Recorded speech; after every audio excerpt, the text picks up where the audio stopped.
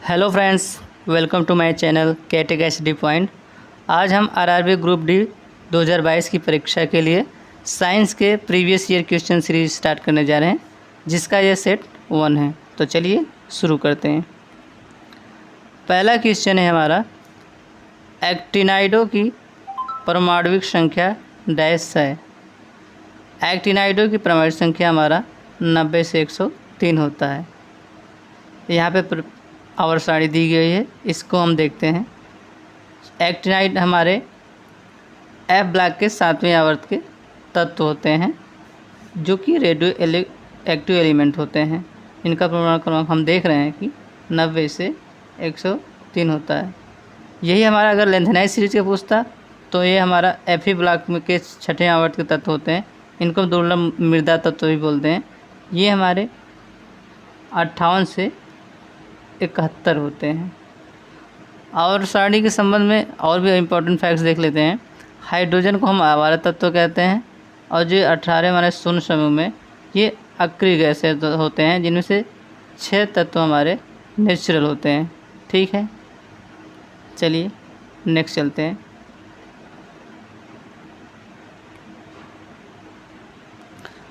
गुरुत्वाकर्षण की वजह से उत्पन्न होने वाले त्वरण का मूल्य डैश पर निर्भर नहीं होता है।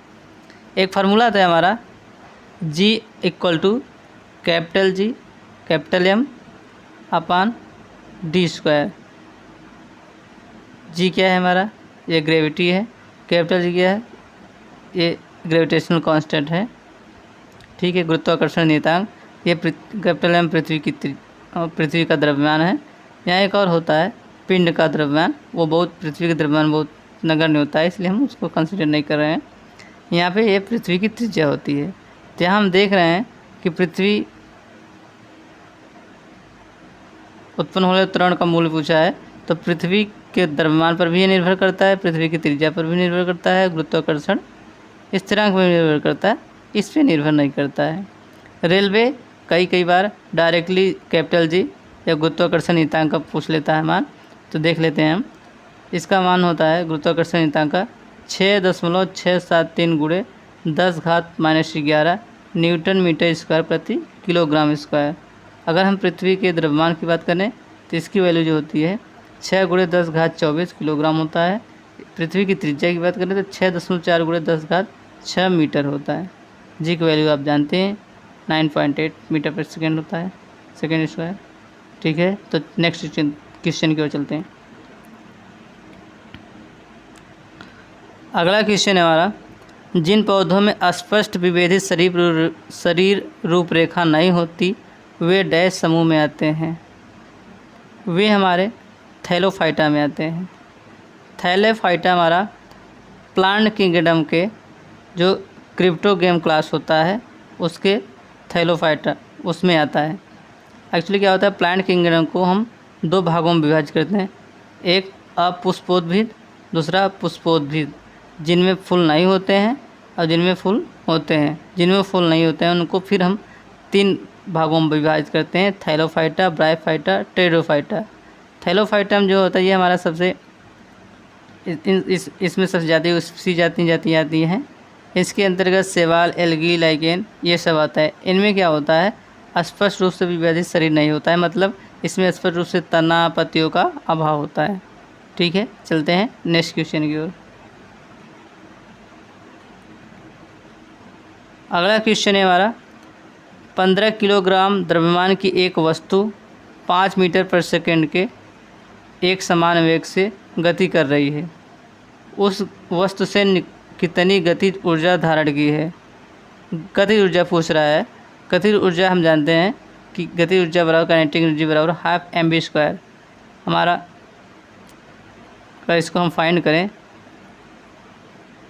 द्रव्यमान दिया है हमारा 15 किलोग्राम और वस्तु का वेग दिया है 5 मीटर पर सेकेंड, यानी कि यहाँ पे mv² होता था 25। ठीक है, इसको सॉल्व करेंगे तो 187.5 जूल आएगा। ये हमारा पहला ऑप्शन सही है। कभी कभी ये डायमेंशन पूछ लेता है काइनेटिक एनर्जी का, तो डायमेंशन होता है हमारा mL2 T⁻²। ठीक है, चलते हैं नेक्स्ट क्वेश्चन की ओर।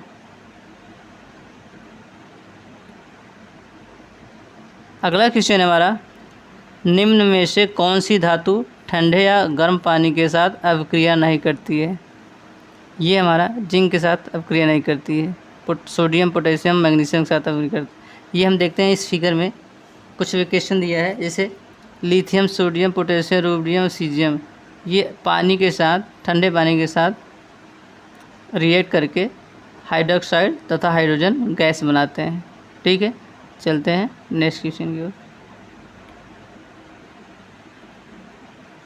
अगला क्वेश्चन है हमारा, विभवांतर को मापने के लिए डैश उपकरण का उपयोग किया जाता है? तो हम जानते हैं विभवांतर को मापने के लिए वोल्ट मीटर का प्रयोग करते हैं। एमीटर में हम धारा मापते हैं, विभव मापे हम लो वैल्यू का रेजिस्टेंस करते हैं, प्रतिरोध मापते हैं। गैल्वेनोमीटर से हम धारा की दिशा मापते हैं। यहाँ कुछ यंत्र दिए हैं, जैसे बैरोमीटर से मंडलीय दाब, एनेमोमीटर से वायु की गति, पायरोमीटर से उच्च दाब, मैनोमीटर से गैसों के दाब। ये जितने भी हैं बहुत इंपॉर्टेंट है, इसको आप लोग देख लीजिएगा। चलते हैं नेक्स्ट क्वेश्चन की ओर।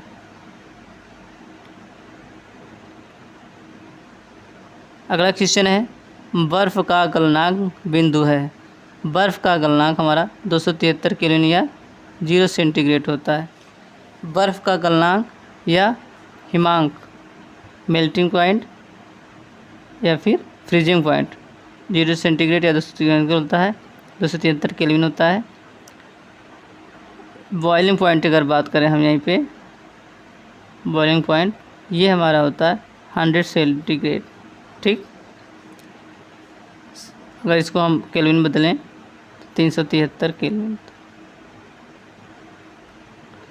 यहाँ पे एक फार्मूला दिया गया है।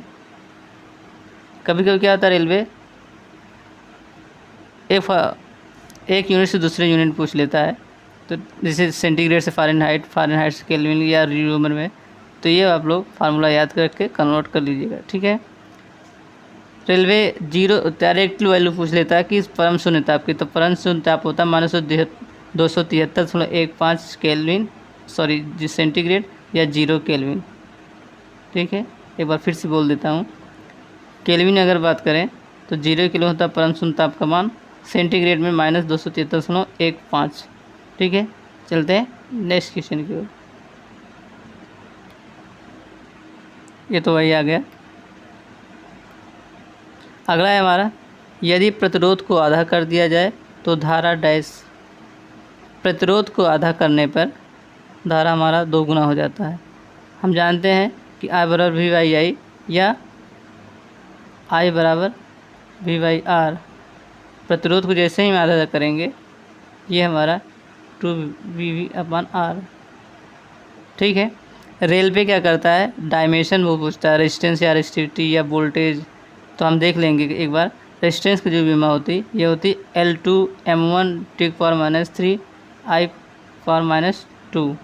ये बहुत इंपॉर्टेंट है, इसका देख लीजिएगा। इसके साथ रेजिस्टिविटी ये भी होता है, इसका भी आप लोग देख लीजिए। ठीक है, चलते हैं नेक्स्ट क्वेश्चन की ओर।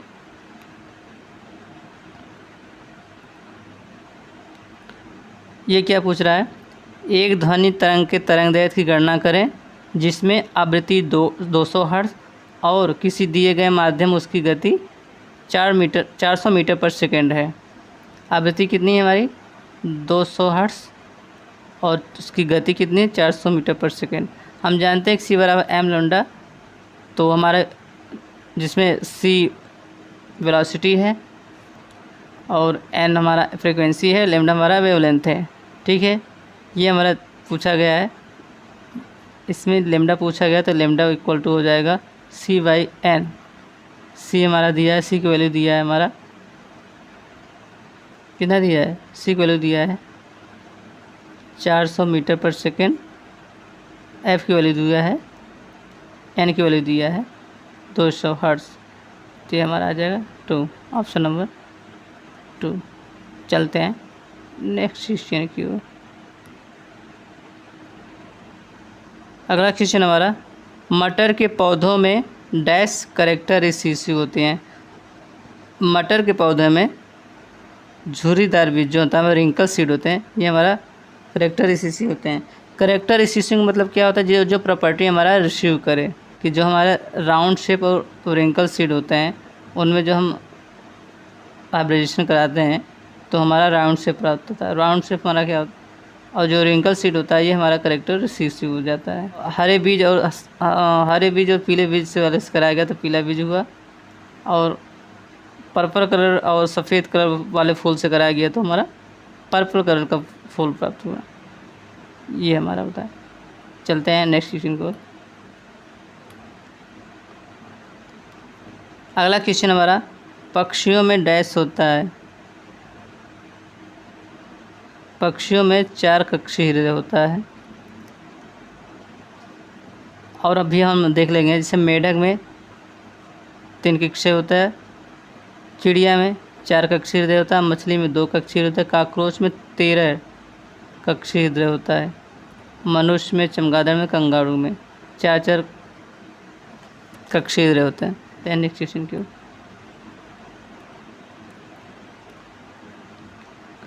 कुछ महिलाओं में कुछ समस्या के कारण फलन नहीं हो सकता। फलन मतलब फर्टिलाइजेशन। ऐसी स्थिति में फलन के लिए ताज़े निकले हुए अंडे और शुक्राणुओं को शरीर के बाहर कुछ घंटों तक एक साथ रखा जाता है, उसे डैश बोला जाता है। उसे हम विट्रो बोलते हैं। विट्रो क्या होता है, विट्रो एक टेक्निक होती है IVF, या फिर इसको हम टेस्ट ट्यूब बेबी बोलते हैं।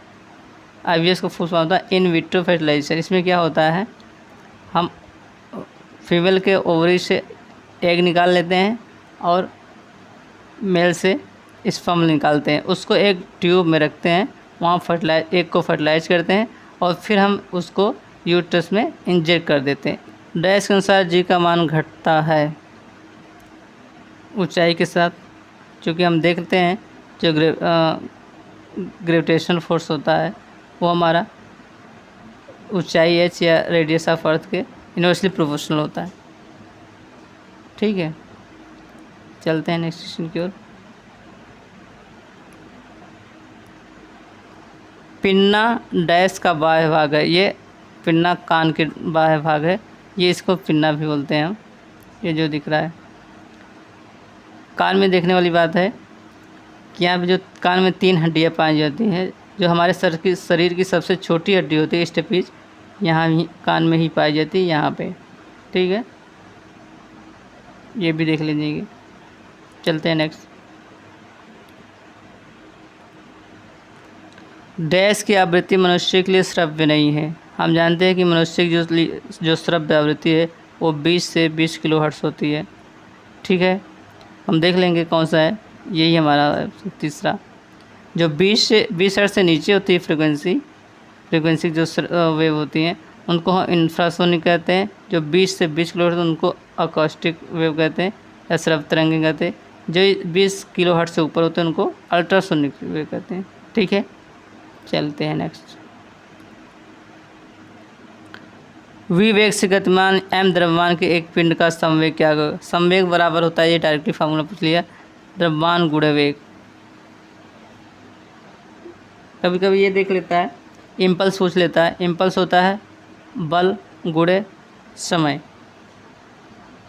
इम्पल्स और मोमेंटम ये दोनों बनता है। Impulse equal to change in momentum, ये भी आप लोग ध्यान देंगे।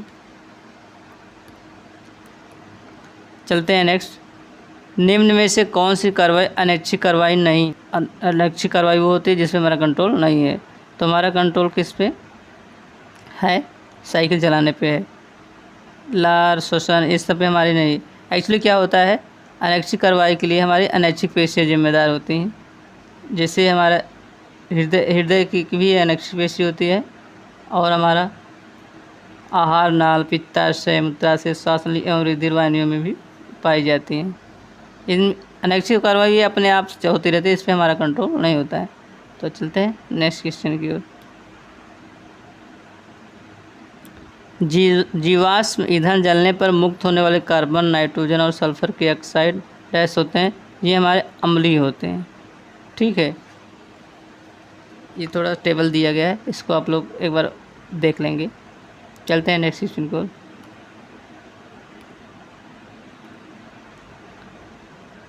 अगला क्वेश्चन हमारा, निम्न में से कौन डोबेराइनर त्रिक का उदाहरण नहीं है? ये हमारा क्लोरीन, ब्रोमीन, आयोडीन है, लिथियम, सोडियम, पोटेशियम है, कैल्शियम, पोटेशियम, बेरिलियम है, ये नहीं है। डोबेराइनर एक साइंटिस्ट थे जिन्होंने 1829 ईस्वी में पीरियाडिक टेबल में जो एलिमेंट है उनको प्रमाण भारों के बढ़ते क्रम में रखा और ये बताया कि इनमें से जो 3 तत्व होते हैं उनमें जो 2 बीच वाले तत्वों का जो प्रमाण भार होता है, इन जो किनारों पे जो तत्व हैं उनके प्रमाण भार का औसत होता है। तो इस प्रकार इन्होंने बताया, तो लेकिन ऐसे बहुत कम ही टॉयट्स बन पाए, त्रिक बन पाए। जैसे ऐसे इस प्रकार के इन्होंने केवल 5 त्रिक को वेरीफाई किया डिफाइन कर पाए, बाकी सब नहीं है। तो इस प्रकार इनमें बहुत सारी कमियां भी थी, ये आप लोग देख लेंगे। चलते हैं नेक्स्ट।